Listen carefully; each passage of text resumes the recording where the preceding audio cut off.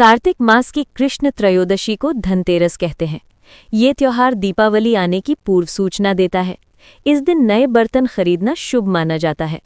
धनतेरस के दिन मृत्यु के देवता यमराज और भगवान धन्वंतरी की पूजा का महत्व है। क्यों मनाया जाता है धनतेरस का त्योहार? भारतीय संस्कृति में स्वास्थ्य का स्थान धन से ऊपर माना जाता रहा है। ये कहावत आज भी प्रचलित है कि पहला सुख निरोगी काया, दूजा सुख घर में माया। इसलिए दीपावली में सबसे पहले धनतेरस को महत्व दिया जाता है, जो भारतीय संस्कृति के हिसाब से बिल्कुल अनुकूल है। शास्त्रों में वर्णित कथाओं के अनुसार समुद्र मंथन के दौरान कार्तिक कृष्ण त्रयोदशी के दिन भगवान धन्वंतरी अपने हाथों में अमृत कलश लेकर प्रकट हुए। मान्यता है कि भगवान धन्वंतरी विष्णु के अंश अवतार हैं। संसार में चिकित्सा विज्ञान के विस्तार और प्रसार के लिए ही भगवान विष्णु ने धन्वंतरी का अवतार लिया था। भगवान धन्वंतरी के प्रकट होने के उपलक्ष्य में ही धनतेरस का त्योहार मनाया जाता है। धनतेरस के दिन क्या करें?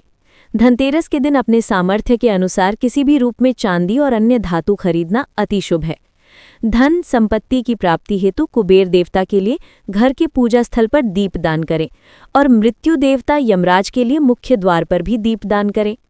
धनतेरस के जुड़ी कथा है कि कार्तिक कृष्ण त्रयोदशी के दिन देवताओं के कार्य में बाधा डालने के कारण भगवान विष्णु ने असुरों के गुरु शुक्राचार्य की एक आंख फोड़ दी थी। कथा के अनुसार देवताओं को राजा बलि के भय से मुक्ति दिलाने के लिए भगवान विष्णु ने वामन अवतार लिया और राजा बलि के यज्ञ स्थल पर पहुंच गए।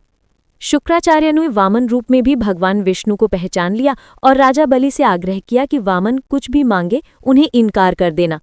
वामन साक्षात भगवान विष्णु हैं, जो देवताओं की सहायता के लिए तुमसे सब कुछ छीनने आए हैं। बलि ने शुक्राचार्य की बात नहीं मानी। वामन भगवान द्वारा मांगी गई 3 पग भूमि दान करने के लिए कमंडल से जल लेकर संकल्प लेने लगे। बलि को दान करने से रोकने के लिए शुक्राचार्य कमंडल में लघु रूप धारण करके प्रवेश कर गए।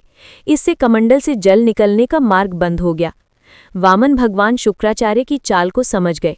भगवान वामन ने अपने हाथ में रखे हुए कुशा को कमंडल में ऐसे रखा कि शुक्राचार्य की एक आंख फूट गई। शुक्राचार्य छटपटाकर कमंडल से निकल आए। इसके बाद बलि ने 3 पग भूमि दान करने का संकल्प ले लिया। तब भगवान वामन ने अपने एक पैर से संपूर्ण पृथ्वी को नाप लिया और दूसरे पग से अंतरिक्ष को।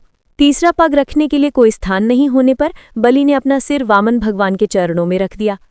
बलि दान में अपना सब कुछ गंवा बैठा।